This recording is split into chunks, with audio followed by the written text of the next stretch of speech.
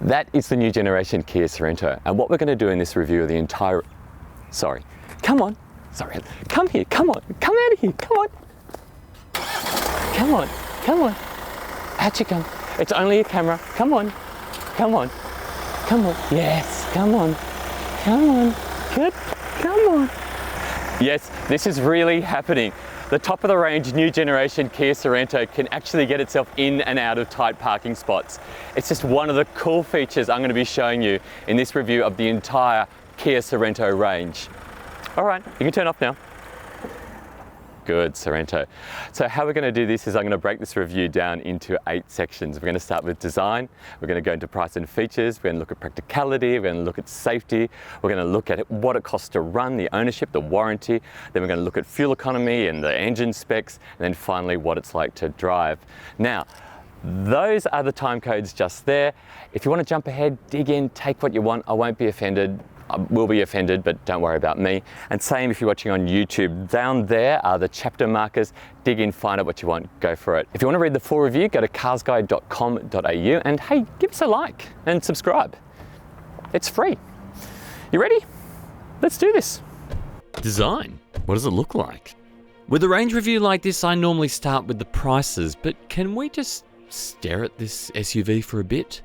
I mean, look at it. I remember going to the launch of the old Sorento a couple of years ago. Look at that big bloated pufferfish. And the Sorento was pretty pudgy too. Well, things have changed for both of us. It's a shredded new-gen fighter now with muscle car looks and a face like a sandstone cliff. And sharp edges everywhere. And Ford Mustang taillights, which Kia is going to hate me saying, but I'm right, aren't I? What I'm trying to say is they look good. Very good. How big is the new Kia Sorento? Not as big as it looks. It's 10mm longer than before though, at 4,810mm end to end. What does that mean? It's hard to picture it, but in Richard Berries it's a lot easier. That's 2.518 Richard Berries. Now, if you thought that the exterior looked good, wait till you see the insides. Now, this is the GT line. Again, it's the top of the range car. And this cabin is stunning. Seriously, I sit in a different car every single week. I've been reviewing cars now for 10 years, and this is one of the most interesting cabins I've ever seen. And that's BMWs, Mercedes, Audis, all those prestige cars included.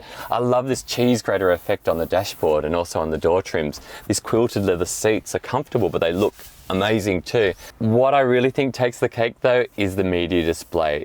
There's just so much to discover about it. And I love the care that's gone into just the tiny things like the fonts. They're like these neon purple lit icons, which just look so futuristic. It's easy to get its way around, it's expansive. And you go to radio and check this out. I love those ye olde incandescent bulbs for your frequency. That's so good. And I love the way it sort of just melts itself into the fully digital instrument cluster there too. It's so stylish. Now, I'm not 100% sold on the design of these air vents here, and I'm not sure what this little guy does here. I think he just is for your knee. But what I do have to say is that the quality throughout of all the materials just feels so good. There have been no rattles or bumps or squeaks the entire time. I've had it now for about a week. So I reckon the fit and finish is of such a high level. How much does it cost and what do you get? There are 4 grades in the Sorento range: the entry-level S, the Sport Plus, and the top of the range GT line. The names are a bit silly because the Sport isn't any faster than the S and the Sport Plus isn't any sportier than the Sport. All you need to know though are 2 things. Each grade gets more features, and all grades come in a choice of petrol with front-wheel drive or diesel with all-wheel drive. And those are the list prices right now. Coming standard on the S grade are 17-inch alloy wheels, LED headlights, rain-sensing wipers, cloth seats, and an 8-inch display with Apple CarPlay and Android Auto. The Sport grade adds 18-inch alloy wheels, gives you that big 10.25-inch display and also sat-nav, dual-zone climate and a power-adjustable driver's seat. Still has cloth seats though. Ooh, things are getting pretty special with the Sport Plus grade. So there's all the sports features plus 19-inch alloy wheels, leather seats, they're heated up front, proximity key with push-button start, power tailgate, privacy glass, LED taillights and remote engine start.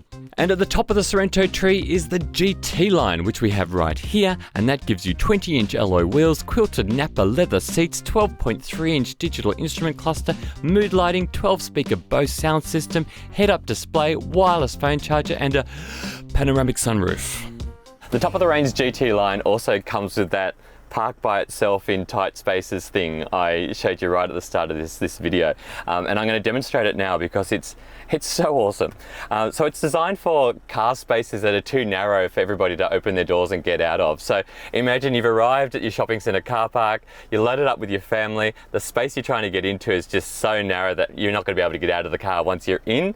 So put the car in park like that, and then you press this button down here. It's a little camera with a P on it, and you hold that down until you get a message on the display saying it's activated. Now you'll need your key fob for this because it's basically your remote control.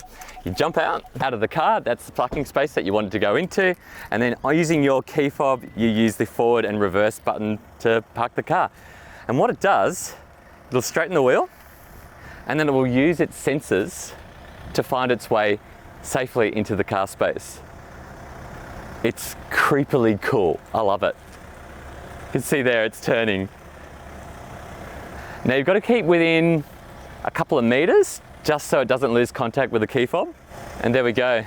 It's parked, and it works the other way around as well. So you've done your shopping, you come back to the car in the car park, and then somebody's parked you in severely. So severely that you can't actually sort of slide past to open your door. So that's what this is for too. Start the car remotely. Again, you've got to be in range for it to start. Any second now. There we go. Again, using the key fob, you just press the reverse button on it and it does the same thing. It finds its way safely out of that spot. Now, if you are worried about children running in front of it and this potentially bumping into somebody, look, I'm a dad, and that was actually the very first thing I was worried about. It's actually got really sensitive sensors. So as soon as it detects something in its way, it stops. Amazing tech. How practical is it? Kia says it's easier now to get into the third row because the front and back wheels have been moved further apart. Well, we'll be the judge of how easy it is to get into the third row with our "can a giant man get in easily into the third row" test. Look at that, it swings in like a gibbon. Now that we're in, what's space like back there? Thumbs up or thumbs down? Wait for it. It's a thumb up. He's given it a thumb up. Not only is third row space impressive, I can sit in front of that and also behind my driving position and still have room. That's crazy good. I'm 191 centimeters tall, and 75% of that is legs. How big's the Kia Sorento's boot? Well, with the third row up, there's 187 litres of room. That's 45 litres more than before. And if you fold that third row flat, there's also more room this time around too, with 616 litres. Cabin storage is very good. There are 8 cup holders. Look, there,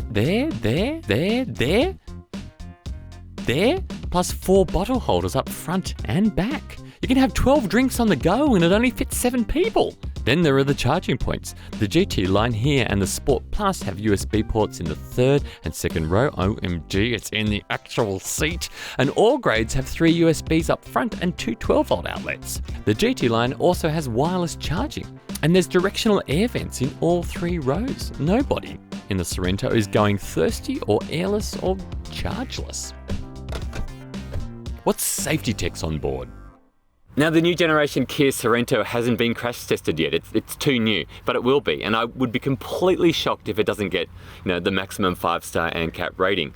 All the cars across the range come with a really, really high level of advanced safety equipment. So all grades get AEB with pedestrian and cyclist detection. All grades get rear cross traffic alert and blind spot collision avoidance. The top of the range GT line comes with even more advanced safety kit. It's got blind spot view monitor, for instance, which shows you what's happening down the sides of your car when you indicate. Now, all Kia Sorentos come with 7 airbags, and in a first for Kia, there's an airbag which actually deploys between the driver and their front passenger. For child seats, in the second row there are 3 top tether anchor points, and there are 2 ISOFIX points, and in this third row you've got these 2 top tether anchor points as well, and also these 2 seats also have ISOFIX points too. And another feature which I reckon is essential for a good safety score is a full-size spare wheel, which is under the car, and your jack and everything like that is just under there if you ever need it. What are the engine specs? Now the car that we have here today is the diesel. It's a turbo diesel 4-cylinder. Those are the outputs right there. It has a dual clutch automatic transmission. It's an 8-speed and it's an all-wheel drive as well. If you want a petrol, there's a V6 petrol, but all petrols are front-wheel drive and they don't have a dual clutch transmission. They have a regular torque converter, 8-speed automatic transmission. Those are the outputs right there. How much fuel does it use? Kia says that after a combination of open and urban roads, the V6 petrol should use 9.7 litres per 100. Now, this isn't the V6 petrol, this is the diesel, it's the GT line, it's the 4-cylinder diesel. They say that you should get 6.1 litres per 100 after a combination of open and urban roads. Well, we've been living with this for a week and I've been using it just as you will. I've done the daycare drop-offs, the shopping centre runs, the motorway miles. I covered, 195.1 kilometres. And at the end of it, I filled it all the way back up to full again. I think we put in 18.58 litres and that comes out at 9.5 litres per 100. That's pretty thirsty and my bet is the V6 petrol is also going to be pretty thirsty too. So apart from really affordable cap price servicing, the Kia Sorento is covered by a 7-year unlimited kilometre warranty. So in 2025, the bad news will be everybody will be driving flying cars. The good news will be that you'll still have a couple of years left of warranty on your Kia. Shall we drive? Let's drive. What's it like to drive? Okay, let's get on the road. Now, there we go, put it in drive. Rotary shifter, by the way. I normally don't like rotary gear shifters. The one in the Ford Focus is not terrific. This is not bad at all, and I've got used to it quite quickly. The quick flicks are quite fun to do. It's still not as good as a regular T-bar shifter or an upright shifter, but yeah, not bad as far as rotary shifters go. Now, just a reminder, we are in a diesel. It's the GT line diesel. We haven't driven the V6 petrol yet, but as soon as we can get our hands on the V6 petrol in our secret underground CarsGuide bunker, we'll let you know what that's like to drive. So for now, I'm going to tell you what the diesel's like to drive. Now look, it is a bit noisy, but not on the inside. The cabin is really well insulated actually. You can still hear it, there's no doubt about it. It is a diesel. It's not overly intrusive, so that's a good thing. Let me talk about the ride though, because the ride in the Kia Sorento is excellent. And that comes down to Kia actually tuning the suspension for Australian conditions. What they do, at the start of this year, remember the bushfires? Well, while the bushfires were going on, Kia was actually testing the Kia Sorento in Australia, and that's before it all went on sale. And what they did, they drove it around Australia and they worked out the right combination of shock absorbers and springs that would suit our wide variety of roads, from dirt roads to potholes to coarse chip bitumen, the whole lot. And the result is this. A car that's actually set up to drive on Australian roads, and it's excellent. The ride comfort is incredible for a car at this price point. They have really nailed it. And I've driven some nice SUVs over the last couple of months, and this is up there with prestige ones for sure. Handling too is also pretty good. I mean, look, it's not a sports car. It looks like a muscle car, but it's not a sports car. But I've taken it for a few blasts along country roads and it's remained planted, even throwing it into a corner, with a little bit of passion, hasn't unsettled it. It stays really flat. There's not a lot of lean or a lot of wobble that you get generally with SUVs. Very impressive, very composed. The steering is also excellent too. It's not super light.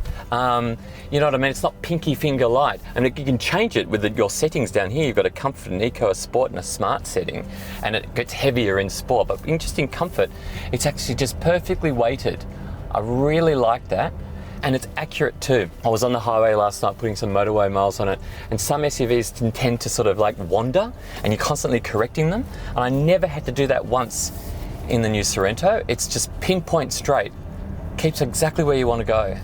I have to admit, the blind spot view monitor, so when you indicate and you get that view of the side of the car, on whichever side you're indicating, it's just distracting, and it doesn't help me at all. If anything, I feel like I'm sitting on a train going backwards. It makes me feel a bit sick. And where you really need it is if you're reversing and you put your indicator on, you don't want to hit the gutter or you don't want to hit the car parked beside you, but it doesn't work in reverse. It only works when you're going forward. Now, if you do want all-wheel drive, you do need to go for the diesel because you can't get all-wheel drive in the petrol. Petrols are only front-wheel drive. So if you're towing or you're doing a bit of off-roading stuff, the diesel is the way to go for you.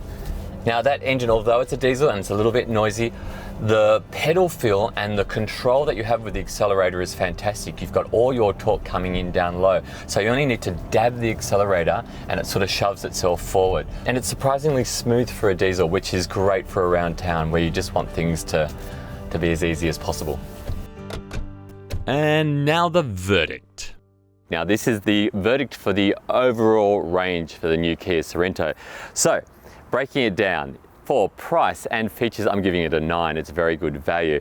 For design, I'm also giving it a 9. It's super stylish inside and out. For practicality, it gets a 9 too. Great storage, the 7 seats, it's got a lot of room, it's spacious. That's great. Now for the safety, it gets a 9 too. For the warranty, I'm giving it a 9 as well. 7 years, unlimited number of kilometers, that's fantastic. Great cap price servicing. For the driving, I'm going to give it an 8. Now for the engines, a bit disappointing they don't have a high output 4 there. I'm giving it a 7. And same for fuel economy. I'm going to give it a 7 as well because even the diesel I've found in real use terms is quite thirsty. Now that gives us an overall score of 8.4 for the entire new generation Kia Sorento range. Now if you want to read the full review, go to carsguide.com.au and give us a like and subscribe. All right, are you ready? Hey, why don't we walk? That'll be nice, won't it? Yeah, so what do you think of the scores at the end? Yeah, I know, no 10s, I know, but like, look, you know, 9s are good. 9s are really good.